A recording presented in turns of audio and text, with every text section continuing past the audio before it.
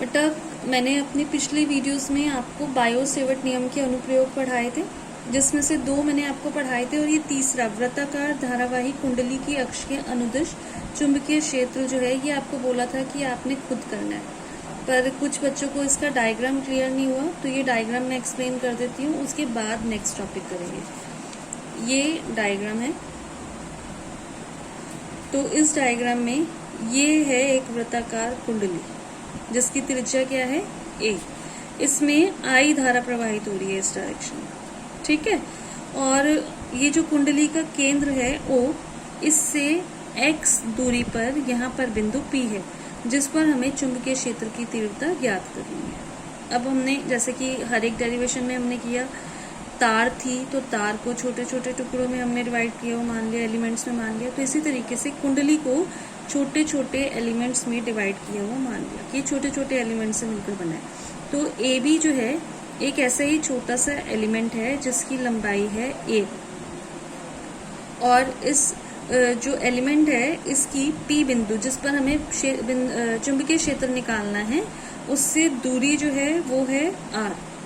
तो बायो-सेवर्ट का नियम लगाते हैं। बायो-सेवर्ट के नियम के अकॉर्डिंग क्योंकि छोटा एलिमेंट है तो चुंबकीय क्षेत्र जो होगा वो delta B is equal to mu 0 upon 4 pi I delta L sine theta upon R square. अब साइन थीटा इसमें क्या होगा ये आपको शायद क्लियर नहीं हो रहा होगा। तो थीटा जो होता है वो क्या होता है, अवयव की लंबाई, इट मीन्स ये डेल्टा एल, और अवयव को बिंदु P से मिलाने वाली रेखा। ये जो अवयव है इसको P से मिलाने वाली रेखा, तो अवयव की लंबाई ये है, मिलाने वाली रेखा ये है, तो इनके बीच में जो कोण बन रहा है ये कंसिडर करेंगे आप। ये कोण कितना है 90 डिग्री। ये कोण नहीं लेना आपको ये कोण लेना है, अवयव की लंबाई और इस अवयव को जो बिंदु P से मिलाया जा रहा है। तो क्योंकि ये कुंडली जो है कागज के तल के लंबवत है ऊपर की ओर, तो इसीलिए इसके बीच में और P के बीच में ये तो हो गई वो डेल्टा जो L छोटा सा एलिमेंट है वो, और P बिंदु ऐसे, तो इनके बीच में जो कोण बनेगा वो ये वाला 90 डिग्री का कोण। तो ये 90 डिग्री का कोण आपको लेना है। तो delta B is equal to mu 0 upon 4 pi I delta L R square, और साइन थीटा की जगह आप 1 रखेंगे तो साइन थीटा की जगह साइन 90 रखेंगे, उसकी वैल्यू 1 होती है, वो टर्म यहाँ से हट जाएगी। अब जो मैंने आपको दाएं हाथ के नियम पढ़ाए थे उसके अकॉर्डिंग आई इधर है, आई ऊपर की तरफ है ये, और जो P है वो ऐसे लंबवत इस तरीके से है। तो इस टाइम जो विद्युत क्षेत्र होगा वो कैसे होगा, ऐसे तिरछा। तो यहाँ पर जो विद्युत क्षेत्र आया वो इस डायरेक्शन में, ठीक है। और जब हम धारा की दिशा को बदल रहे हैं, नीचे धारा अब हो रही है, तो धारा नीचे और P बिंदु तो उसी डायरेक्शन में है। अब जो विद्युत क्षेत्र चुंबकीय क्षेत्र होगा उसकी दिशा ऐसे, इनके घटक करने पर डेल्टा B इसका घटक करेंगे तो delta B cos alpha, delta B sine alpha. नीचे वाला एलिमेंट अगर हम लेते हैं तो डेल्टा B के घटक delta B cos alpha, delta B sine alpha. Delta B cos alpha तो है इक्वल है और एक दूसरे के ऑपोजिट है, ये तो कैंसिल आउट हो जाएंगे, तो रह क्या जाएगा, सिर्फ हमारे पास डेल्टा B साइन अल्फा वाला घटक रह जाएगा। तो अब आपको ये डायग्राम क्लियर हो गया होगा, इससे आप अपना डेरिवेशन कंप्लीट कर सकते हो। अब मैं नेक्स्ट टॉपिक आपको करा रही हूँ। नेक्स्ट टॉपिक है एम्पियर का परिपथीय नियम। एम्पियर का जो परिपथीय नियम है, जो आपने गॉस की थ्योरम पढ़ी हुई है, ये उसके जैसा ही है। इस क्या कहता है ये नियम कि किसी बंद परिपथ की सीमा के अनुदिश चुंबकीय क्षेत्र का रेखीय समाकलन पथ द्वारा घिरी नेट धारा का म्यू 0 गुना होता है। वहां पर बंद परिपथ था, उसकी सीमा के अनुदिश चुंबकीय क्षेत्र है ना यहाँ पर, वहां पर विद्युत क्षेत्र था, ठीक है। यहाँ पर रेखीय समाकलन है, वहां पर क्षेत्रफलीय समाकलन था, और वहां पर ये था, यहाँ पर ये है कि धारा का एप्सिलॉन 0 गुना होता है, म्यू 0 आई होता है, और गॉस की थ्योरम में ये था कि आवेश का 1 अपॉन एप्सिलॉन 0 गुना होता है। तो यहाँ पर integral, whole integral B dot delta L is equal to mu zero I. जो चुंबकीय क्षेत्र होता है, पूरा चुंबकीय क्षेत्र किसी बंद परिपथ का, उसका जो रेखीय समाकलन होता है, रेखीय समाकलन इसलिए क्योंकि लंबाई से मल्टीप्लाई किया हुआ है, वो किसके बराबर होता है? धारा के म्यू जीरो गुणा के बराबर होता है। इसकी उत्पत्ति, इसका जो उत्पत्ति है सिंपली आपको, वैसे ये जो है एग्जाम में नहीं पूछी जाती, इसके अनुप्रयोग पूछे जाते हैं, फिर भी मैं आपको बता देती हूँ। ये देखिए, ये मैंने लिखी हुई है गॉस की थ्योरम। तो दोनों में डिफरेंस आप देख रहे हैं, वहाँ बी है, यहाँ पर ई है, वहाँ डीएल है, यहाँ डीई है, वहाँ धारा है, यहाँ आवेश है, और क्योंकि हम चुंबकीय क्षेत्र पढ़ रहे हैं तो वहाँ चुंबकशीलता है और यहाँ पर विद्युतशीलता है। अब एक ये डायग्राम देखिए, ये जो है एक्स वाई एक लंबी तार है जिसमें धारा जो है ऊपर की तरफ बह रही है। ये आर त्रिज्या का एक वृत्तीय पथ है, क्योंकि हमें एक बंद पथ तो लेना पड़ेगा। अगर हमें ये एम्पियर का परिपथीय नियम लगाना है, एक परिपथ तो बनाना पड़ेगा। ओ इसका केंद्र है जहाँ से तार निकल रही है, तो इसको कंसिडर करके ही हमने एक वृत्त बना लिया। और यहाँ पर एक बिंदु P है जिस पर हमें चुंबकीय क्षेत्र निकालना है। तो बायो-सेवर्ट का नियम लगाएंगे, P is equal to mu zero upon 2I upon R। ये आपने पीछे डेरिवेशन भी किया है, इसलिए यहाँ पर 2I आएगा, ठीक है, mu zero upon 2I upon R। अब क्योंकि जब हम वृत्त की बात करते हैं तो यहाँ पर चुंबकीय क्षेत्र हर जगह समान ही होगा। चुंबकीय क्षेत्र एक समान है, बस उसकी दिशा बदलती रहेगी, ठीक है। और दिशा कैसे निकलेगी? जैसे अगर हमें यहाँ निकालनी है, यहाँ पर हम स्पर्श रेखा खींच लें, यहाँ निकालनी है, यहाँ पर स्पर्श रेखा खींच लें, तो दिशा कैसे निकलेगी? स्पर्श रेखा के अनुदिश होगी। तो ये B की दिशा, और ये अगर हम बात करें छोटे एलिमेंट की तो ये DL की दिशा, दोनों की दिशा कैसी है? एक समान है। यानी D और DL में जो कोण बन रहा है वो 0 डिग्री का बन रहा है। अब यहाँ पर एम्पियर का जो नियम है वो क्या कहता है? Whole integral of vector V dot vector DL। जब डॉट प्रोडक्ट आ जाता है तो इसको खोलने पर क्या आएगा? Cos theta. और क्योंकि B और DL की दिशा एक ऐसी है तो इसका मतलब जो एंगल होगा वो 0 डिग्री का होगा, B DL cos 0, और cos 0 का मान होता है 1।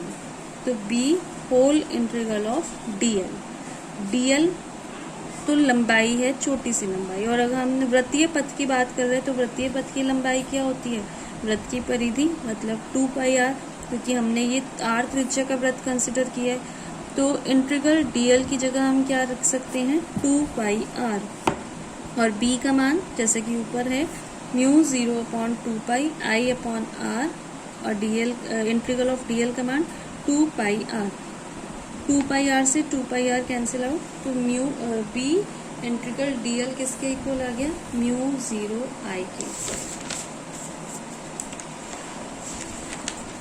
अब नेक्स्ट टॉपिक है एम्पियर के नियम के अनुप्रयोग। ये इम्पॉर्टेंट है, इनमें से कोई एक जो है एग्जाम में ज़रूर पूछा जाता है। जो फर्स्ट वाला है ये तो बिल्कुल सिंपल है, अनंत लंबाई के सीधे धारावाही तार के कारण चुंबकीय क्षेत्र। ये जैसे मैंने अभी आपको उत्पत्ति कराई वैसे ही है, तो ये मैं आपको नहीं करा रही हूँ। अब जो मेन है वो शुरू कराती हूँ मैं आपको। लंबी परिनालिका के भीतर चुंबकीय क्षेत्र। तो सबसे पहले आपको ये पता होना चाहिए कि परिनालिका होती क्या है। जैसे ये पेन आप मान लीजिए, एक अगर खोखली रॉड हो, कोई बेलनाकार नली हो, और ये जो होती है ये किसी कार्डबोर्ड की या चीनी मिट्टी की नली हो सकती है, और उसके ऊपर हम तार को लपेटें, तांबे की तार को पास करके उसके बहुत सारे फेरे लपेट दें, और इस रॉड में जो हमने तार लपेटी है उसको हम किसी बैटरी से कनेक्ट करके उसमें विद्युत धारा प्रवाहित कर दें, तो ये क्या बन जाएगी? इसमें जो है चुंबकीय क्षेत्र भी उत्पन्न हो जाएगा, क्योंकि तार है, विद्युत धारा प्रवाहित करें तो चुंबकीय क्षेत्र उत्पन्न हो जाएगा। तो इस तरीके की जो परिनालिका होती है इसको हम बोलते हैं कुंडली, ठीक है। तो अब जो टॉपिक है वो क्या है? लंबी परिनालिका के भीतर चुंबकीय क्षेत्र। अब आप जरा इसका डायग्राम देखिए। ये जो लाइंस हैं ये दिखाई हुई है, ये है परिनालिका या कुंडली। इसके भीतर आपको चुंबकीय क्षेत्र निकालना है, ठीक है। अब जैसा कि मैंने आपको बताया कि यहाँ पर कुंडली के लिए आपको पूरा नहीं शो किया जाएगा, सिर्फ ये चुंबकीय, ये एरोज जो हैं ये चुंबक के ध्रुव को प्रदर्शित कर रहे हैं, नॉर्थ टू साउथ। और ये चुंबकीय क्षेत्र आया कहाँ से कि हमने बहुत सारी तारों को लपेटा और उनको हमने विद्युत धारा प्रवाहित कर दी। तो विद्युत धारा प्रवाहित करने से विद्युत क्षेत्र उत्पन्न हुआ, जिसकी वजह से कुंडली में और क्या उत्पन्न हो गया, चुंबकीय क्षेत्र उत्पन्न हो गया। अगर जो ये परिनालिका है या कुंडली है, इसमें हम बहुत ज्यादा तार को लपेटे इस तरीके से कि जो तार की जो फेरे हैं वो एक दूसरे को टच करें, तो क्या होता है कि जो इस कुंडली के बाहर चुंबकीय क्षेत्र होता है वो तो बिल्कुल नेग्लेक्ट किया जा सकता है, और कुंडली के अंदर बहुत ज्यादा चुंबकीय क्षेत्र उत्पन्न हो जाता है। अब हमने ये माना कि ये जो लंबी परिनालिका है इसकी प्रति मीटर लंबाई में तार के n फेरे हैं और उसमें I एम्पियर की धारा बह रही है। यहाँ से एक हमने आयताकार बंद पथ को कंसिडर कर लिया, क्योंकि हमने एम्पियर का नियम लगाना है तो इसीलिए कोई पथ कंसिडर करेंगे। ये ABCD एक आयताकार बंद पथ है, एक बंद सर्किट है, जिसकी भुजा AB जो है ये परिनालिका की अक्ष के समांतर है, और ये भुजा BC और भुजा AD ये बहुत लंबी है, इतनी लंबी है तो इसीलिए ये जो CD वाली भुजा है ये बहुत दूर हो गई इस चुंबकीय क्षेत्र से। इट मीन्स यहाँ CD पर कोई चुंबकीय क्षेत्र जो है महसूस नहीं होगा, इसको हम नेग्लेक्ट कर सकते हैं, क्योंकि ये जो परिपथ की ये वाली भुजाएं हैं ये बहुत लंबी हैं, तो ये CD वाली भुजा बहुत दूर हो गई, तो इस पर हम चुंबकीय क्षेत्र को नगण्य मान सकते हैं। तो इस आयताकार पथ पे हम एम्पियर का नियम लगाएंगे। एम्पियर के नियम के according integral whole integral vector B dot vector DL is equal to mu 0 I। अब ये जो I धारा है ये पूरे परिपथ के लिए, इसको हम तोड़ लेंगे किस तरीके से, integral B dot DL A to B, then B to C, C to D and D to A। तो ये पूरे परिपथ के लिए हमने इसको डिवाइड कर लिया, ठीक है। अब B से C और C से D, B से C और A से D वाली धारा में जो हमें है, क्योंकि B और DL चुंबकीय क्षेत्र तो इस तरीके से है और लंबाई है इस तरीके से, तो B और DL के बीच में जो कोण बना वो कितना बना, 90। और B डॉट DL क्या होता है, B DL cos थीटा, और cos 90 का मान होता है 0। इट मीन्स इसके और इसके लिए जो है B डॉट DL किस किस के लिए, B से C के लिए और D से A के लिए, ये हम रख लेंगे 0।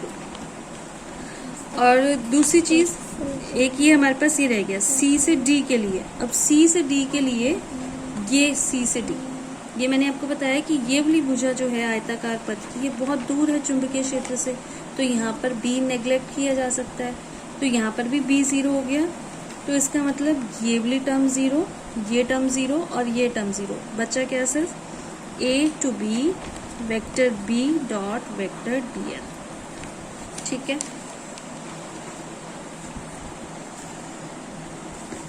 अब हमने जो A से B DL जो परिपथ हमने आयताकार परिपथ लिया, उस परिपथ में हमने ये मान लिया कि A से B तक की जो दूरी है वो x है, तो हमारे पास integral B dot DL is equal to किसके आ गया, BX के।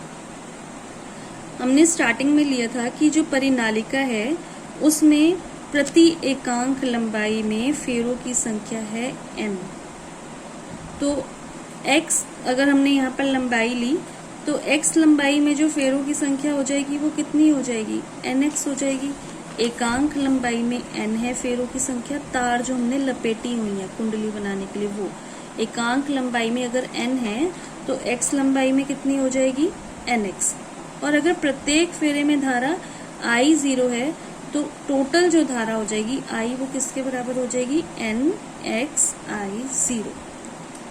अब ये मान जो है हम यहाँ पर रखेंगे, integral B.dl is equal to किसकी है, bx, और bx किसके बराबर है, bx बराबर ये जो B.dl होता है ये किसके बराबर होता है, म्यू 0 I के, जो एम्पियर का नियम है।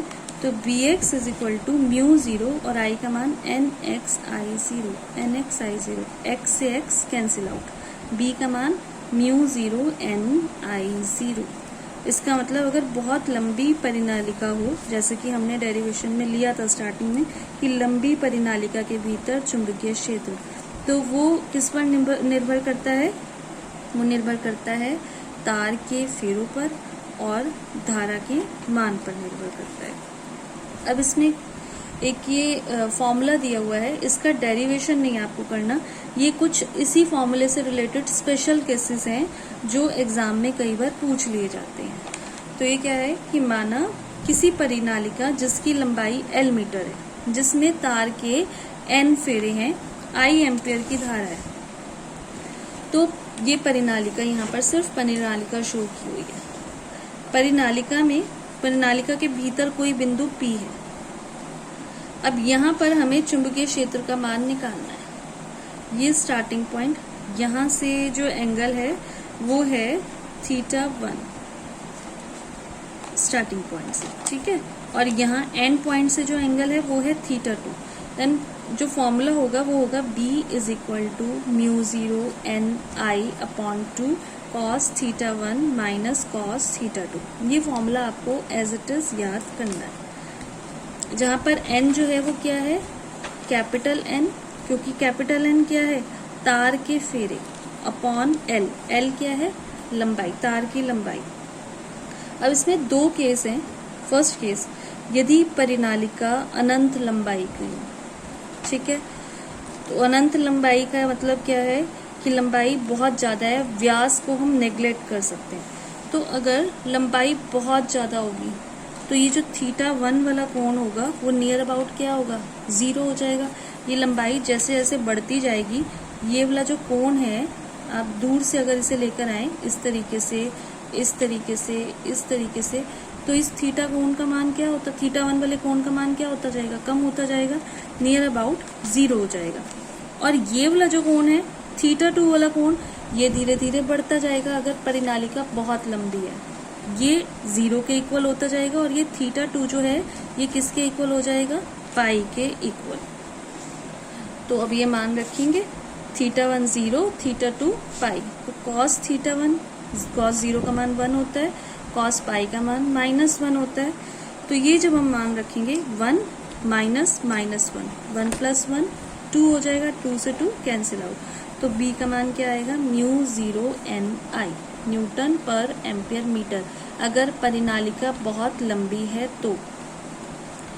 और अगर हम ये मान लें कि ये जो बिंदु है जहाँ हमें चुंबकीय क्षेत्र ज्ञात करना है, जैसे यहाँ पर हमने P लिया, ये जो बिंदु है ये परिनालिका के सिरे पे, स्टार्टिंग पे है, तो क्या होगा, तब भी θ1 का मान तो हो जाएगा 0, और जो θ2 होगा वो हो जाएगा तब 90 डिग्री।